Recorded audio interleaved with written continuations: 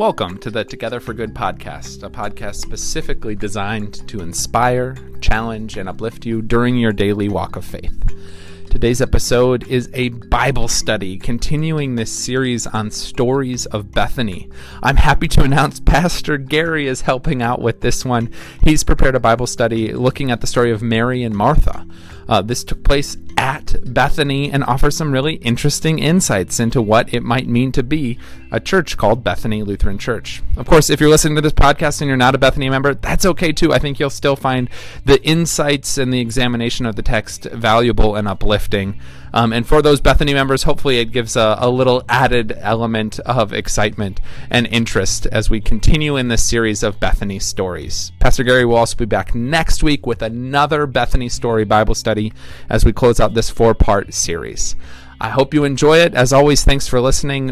Please like and subscribe on iTunes. That's always helpful. Tell your friends and tell your family that this is a great way that you continue in your journey of faith throughout the week between Sundays. All right, here we go. Pastor Gary's Bible study on the story of Mary and Martha.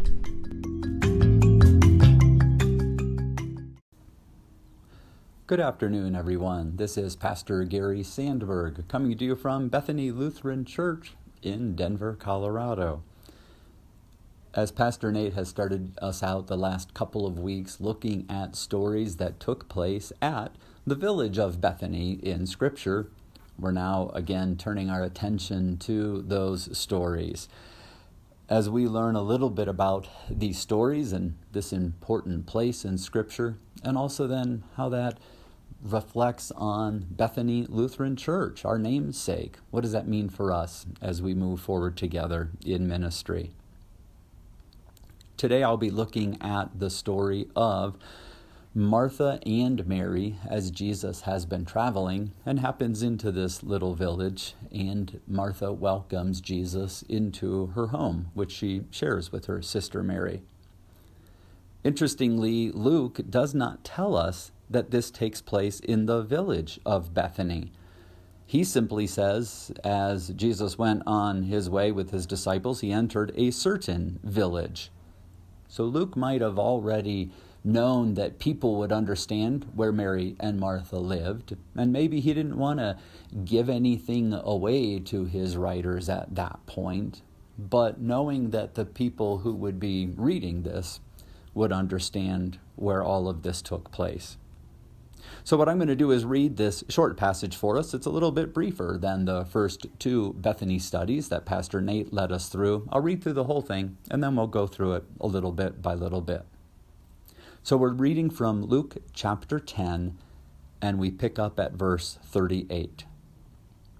Now as they went on their way, he entered a certain village where a woman named Martha welcomed him into her home. She had a sister named Mary who sat at the Lord's feet and listened to what he was saying. But Martha was distracted by her many tasks.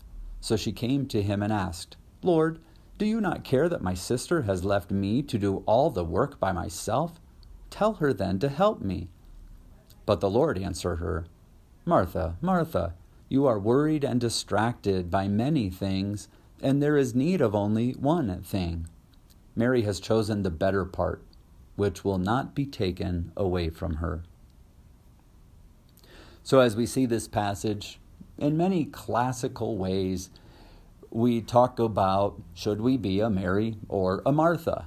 And the answer inevitably comes around to the simple answer of yes.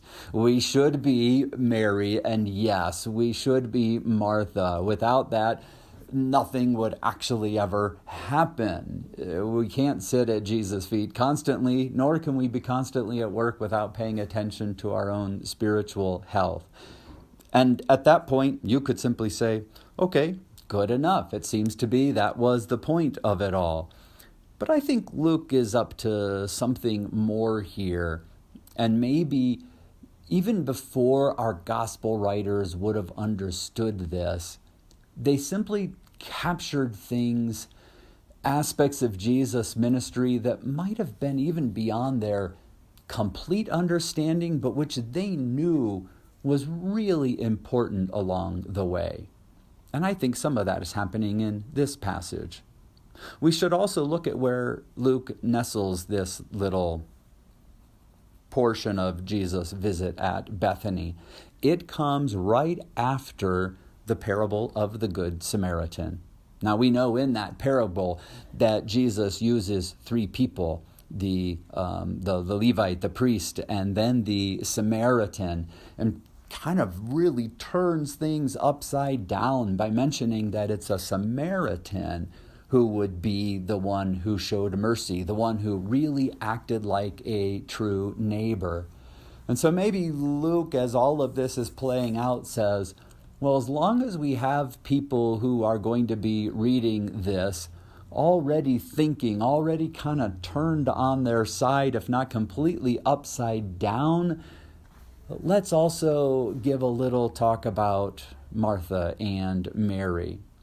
So it starts out just as you would expect. Jesus and his disciples went on their way, and he entered a certain village where a woman named Martha welcomed him into her home.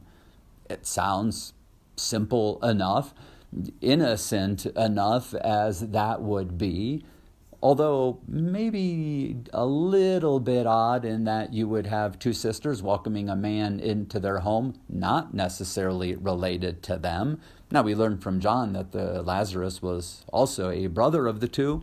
Could be that he was around and simply not mentioned. If it was simply two women inviting a man into their house, that would be strange. We might assume that there were other people around as well. The story goes on that Martha had a sister named Mary who sat at the Lord's feet and listened to what he was saying. Now things get interesting. Again, for us, we're so used to realizing that boys and girls, men and women, join in education classes together all the time. To sit and listen to a speaker has very little impact on our, what we might say, modern ears. We might not catch the near scandal that is happening here. Now, it's not just that Mary is choosing to spend time with Jesus and to listen to him, but Luke was very specific that Mary sat at the Lord's feet and listened to what he was saying. As Jesus traveled, he was considered a Jewish rabbi. And as you travel, one of the aspects of being a Jewish rabbi is that you teach the next generation of would-be rabbis.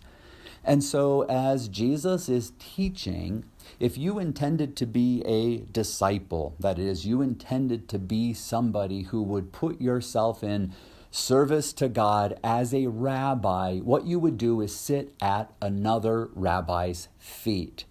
That's where you would go to be considered a disciple on the path, on a rabbinic path yourself. Now, who would do that in Jesus' day? Very clearly, men would do that, and very clearly, women would not.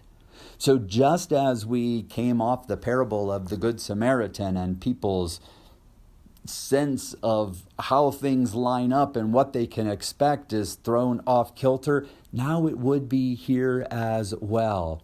And that might play into this next verse that we hear. As Martha sees Mary sitting at Jesus' feet, the next thing we hear, but Martha was distracted by her many tasks.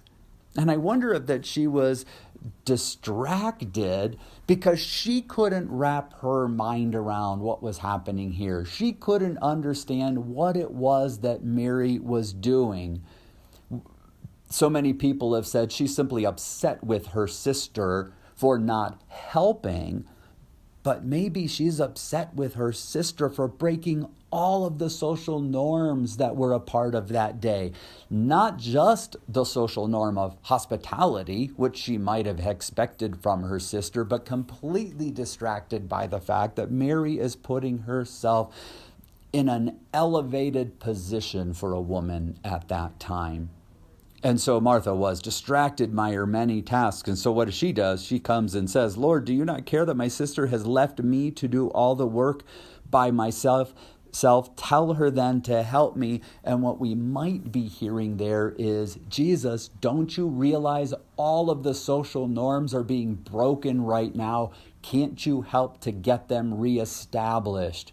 Mary needs some instruction here. It will, one, help me with my many tasks, but also help me not be so distracted by seeing all of this happen in my home and wondering maybe even what would the repercussions of all of that be for herself.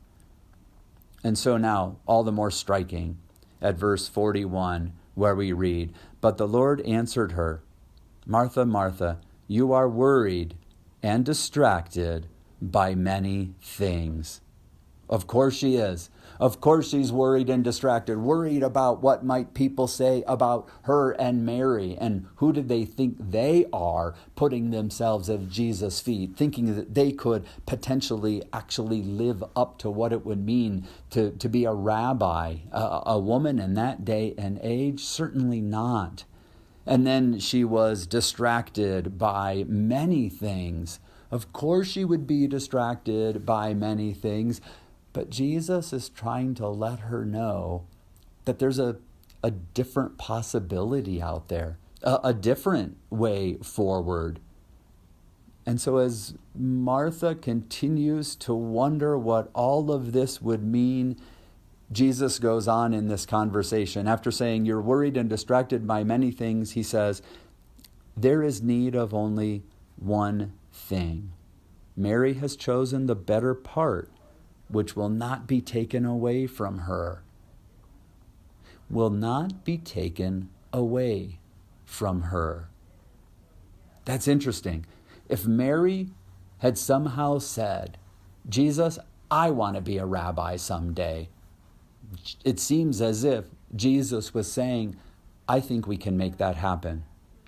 Think back in the Lutheran Church some 50 years or so ago, probably actually going back 75 years or so, where a young girl would have said, can't I be a pastor? And the answer was simply no, you cannot. Why not? Because only men are pastors. And then a few years later, some other women, can't I also be a pastor? No, you can't. And finally one day, a woman asked, can't I be a pastor? And people said, yes. Yes, you can. You have chosen something that's beyond the social norms. And what we're saying is that your life of service to the church can be meaningful in a way that unfortunately generations and generations before you could not have experienced, but that experience can be new for us this day and in this time. And so Bethany then, this town, which Luke does not name, but we know from the gospel writer John that Mary and Martha lived in the town of Bethany. But Bethany becomes a place where you can experience a new opportunity where social norms do not bind us anymore, where we can find a way to not be distracted by keeping everything in order, but instead choose what we believe is our path forward in service to the church. And maybe that's an important aspect, in service to the church. For we would certainly not look at every woman now and say, all of you must be pastors, nor would we have ever done that with every man and said, all of you must be pastors. We might have looked at all and say, you all have a place in service to God's kingdom. Some will serve as pastors. Some will serve as deacons. Some will serve as restaurant owners. Some will serve as waiters or waitresses. Some will serve as engineers and builders and astronauts. All of those are possible ways that we unveil the wonder of God to the world. And they're open to all. Now, as we go forward, we realize there are constantly going to be distractions to us, to our world, to the social norms that we still hold. And I might say, I don't even know what those are going to be in the next 30 years. We could look at this story and say, well, of course. Mary sitting at Jesus' feet. Okay, a woman, we get it. And that sounds so simple to us. But this was so groundbreaking for the people in Jesus' day. We have to realize that dynamic of Luke setting this up after a Samaritan becomes the neighbor and now a woman could possibly consider herself to be a rabbinic student. All of these things are opening up new possibilities, breaking down social norms in a way that people might not have ever anticipated. And the distractions that come with that can be great. And the church today is not immune from them.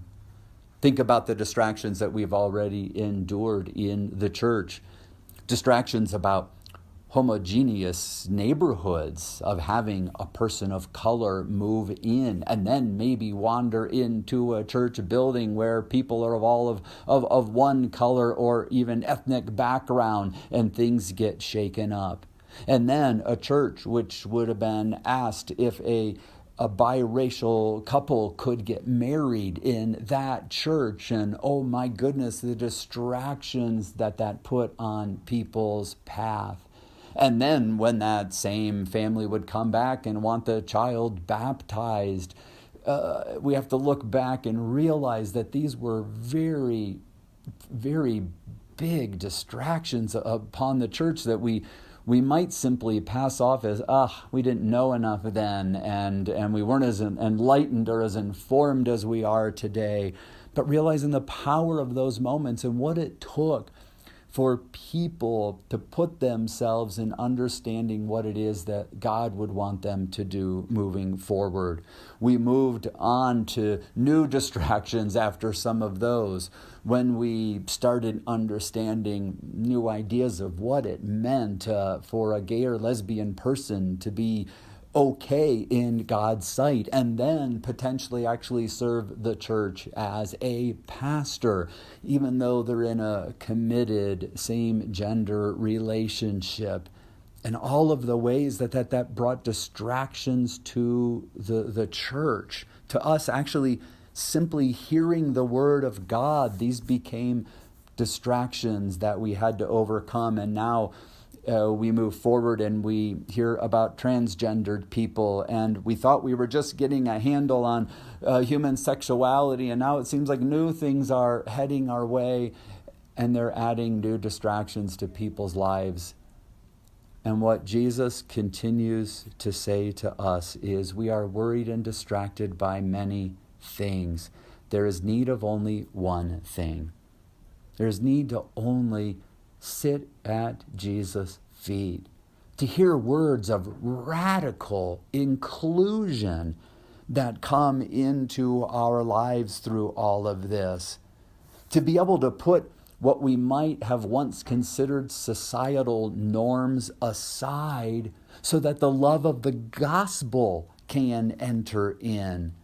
To realize that when we sit in a congregation and we see people that may not look like us, that might not have backgrounds like us, that we look and we realize what we're doing is seeing the very face of Christ sitting across from us. And Jesus constantly saying to them, as Jesus says to us, there's need of only one thing: the radical love of Jesus Christ as it breaks into the world for all people.